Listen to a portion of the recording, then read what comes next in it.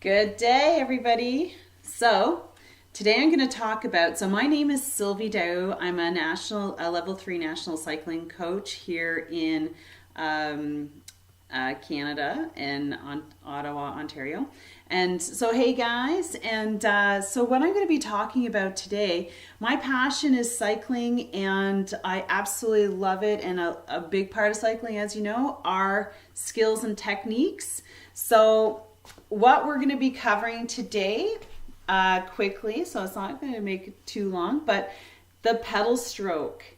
How do we make it more efficient and stronger? Now, a lot of us as cyclists are kind of unaware of the different parameters of the pedal stroke. So we tend to just work on the power phase over here, which is the downward stroke. A lot of quads, pushing down, kicking, pushing, very little sweeping and pulling up on the back using the hamstring. So that's what we're going to talk about today, and we're going to break it down for you. So when you're in your spin classes in the winter, for us who are in the cold weather, or if you're out cycling with friends, these 4 quadrants are so important to think about every part of your ride.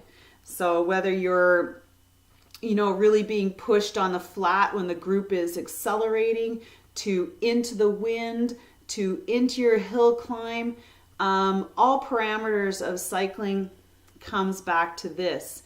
And once you've got this, your pedal stroke will improve. You'll become about 20% faster because now you're being more efficient and you're actually using all areas of your stroke, which are all areas of the muscles on your legs. You're not just using the quads, building big quads. That's great. But hamstrings over here, calf muscles, all these muscles are needed to become faster and stronger. So let's get in. I have my spin bike and I'm going to be breaking it down and to the 4 quadrants so that you can go when you're training or when you're warming up. It's the best time to flip through these 4 areas on your ride. And then when you're on your ride, consciously think about them. When I love using this part is in time trials. If you've ever done a time trial as a triathlete, like literally depending on your distance, I mean, I wouldn't time trial 80 kilometers or 180, but the sprint distance, that is a time trial distance. It's 20 kilometers, and you have to be going super consistent, straight, fast. You don't want to go out too fast. You want to be like really moving through, being efficient in your race or in your time trial. And that's where, like, when you're doing that, and I've experienced it until I knew about this, is that you really exhaust the big muscle in the front, the quad. And that's all the pushing down. What happens is when you start like getting used to this and putting it into action, is that you flip from quads to hamstrings. These are getting tired. So when you get tired, you don't want to slow down. So you flip to more pull up in the back and working on your hamstring. Like calf, hamstring, glutes back here, all hip flexor, quads down. So it's important because as a time trial or like in your race, you don't want to slow down and you don't want to exhaust these muscles. You want to be flipping through. So recovery, working, recovery.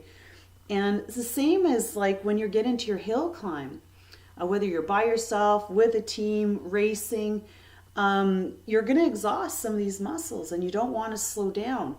And so that you can get to the top and continue into your recovery mode without having to stop. That's the worst thing you could do. So being able to flip through these 4 quadrants, know how to use them is so vital and important as a cyclist. It's like before anything else, before you go hill climbing, you need to know this. Before you go out and do your sprints, you need to know this. So it's basic skills. So let's explain it before I get on the bike. So the kick. So that is like driving your knee forward. So that's the top of the pedal stroke. That's sort of like 11 to 2. You know, if you're thinking about a clock.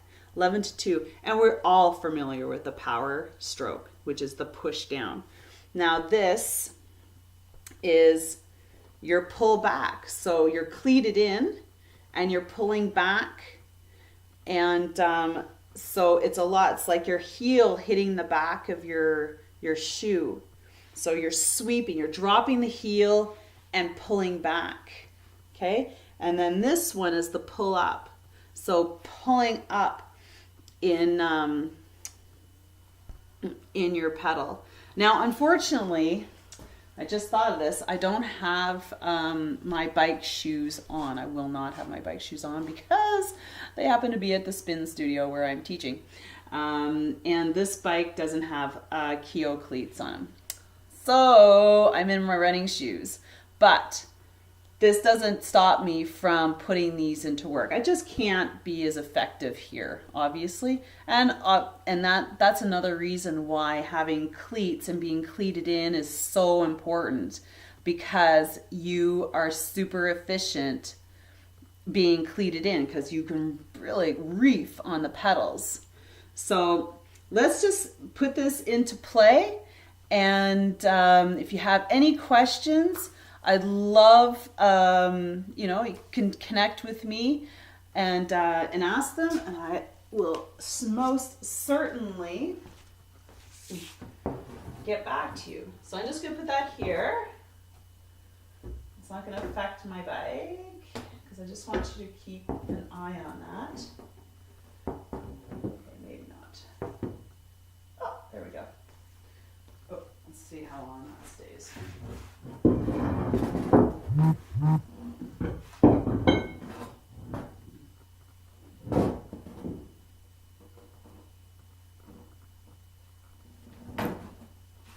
Here we go. That's what we're gonna do. Spend a couple minutes setting that up. All right, so like I said, I only have my running shoes on, but we'll just get into the baskets. Because some people don't have bike shoes, but if you can, especially if you're starting your training in the winter and you've never used them in the summer, this is the best time to go get yourself a pair of bike shoes and get used to them on the spin bike, cleating in, cleaning out, bike fit to make sure they're, appropriate fitting. And all right, so let's run through this now. Nice, smooth, round pedal stroke. Dropping the elbows, nice and relaxed. You don't want any white knuckles. And you're dropping the heels. So if you tend to be a toe pointer like this, take yourself a couple weeks and stretch out those your Achilles and your calves, because you are going to do yourself a whole lot of damage on your knee. And if you are a triathlete, and I hate to point you out, but I've noticed a lot of triathletes are toe runners and they are toe pedalers. And you have absolutely no power whatsoever if you're pointing your toe. And through my experience in teaching for 8 years in spin classes, you don't like stretching your heels down because of the pull of your muscles. So spend time stretching those out. So important, okay? So important if you want to be strong on your cycling leg, okay? So if you're into triathlons and you're a toe pedaler, and if you don't think you are, all you have to do is grab a mirror and take a look at how you pedal. You don't have to have anybody tell you. All you have to do is take a good look. And if you are, stretch, stretch, stretch, stretch, stretch. Okay? Stretch them down. All right. So, on our bike, we're nice and relaxed. That nice back, straight back. Pedaling in a circular motion. Now I'm just going to add a bit of resistance. And like I said, this is perfect for warm-ups before you get into your exercise or your class to run through these. Now we're going to work on both legs. So we're going to work on the top. So driving the knees forward. So drive, drive, drive. So kick, kick, kick, kick, kick, kick, kick, kick. So what I usually do in our classes is 30 seconds each quadrant. And so that's a total of 2 minutes to run through this, both legs. Okay, but I'm not going to do that. So 10 pedal strokes. 1, 2. So driving the toe forward in my shoe over top. Now power down, power. Dropping that heel. Foot nice and flat. Now, bottom pedal stroke. Boom. So really pulling on the shoe and the cleat heel, hitting the back of your shoe. Pull, pull, pull, pull, pull, pull, pull. Scraping. No, you've heard the term scraping mud off the bottom shoe, scraping gum, scraping dog poo, whatever works for you. That's what you're doing.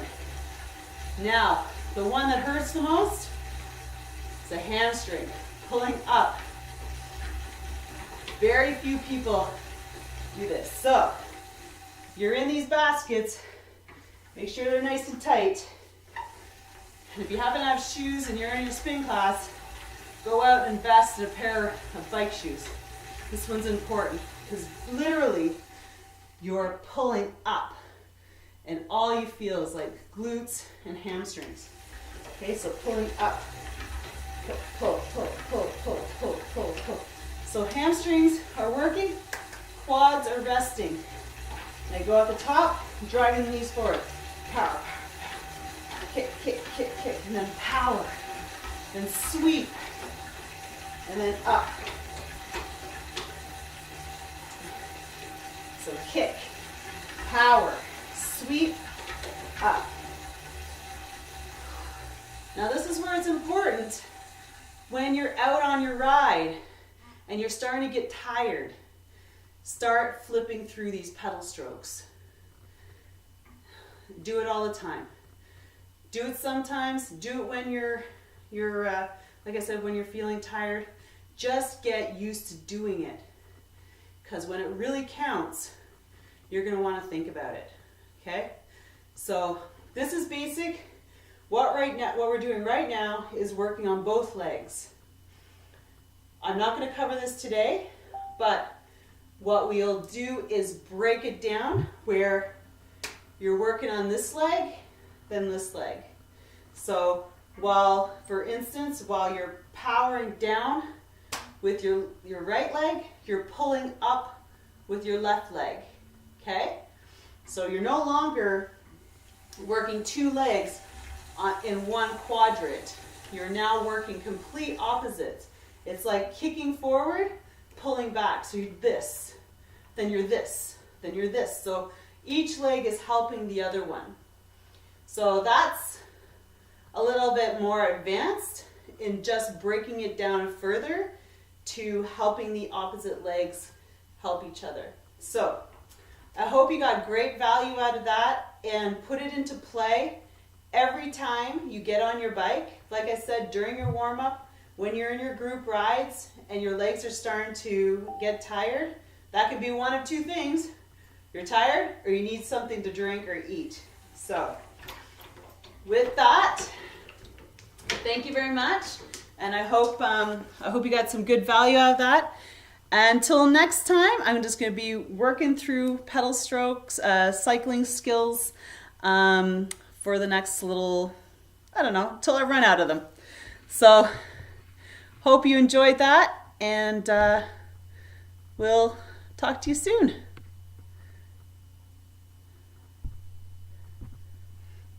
Bye.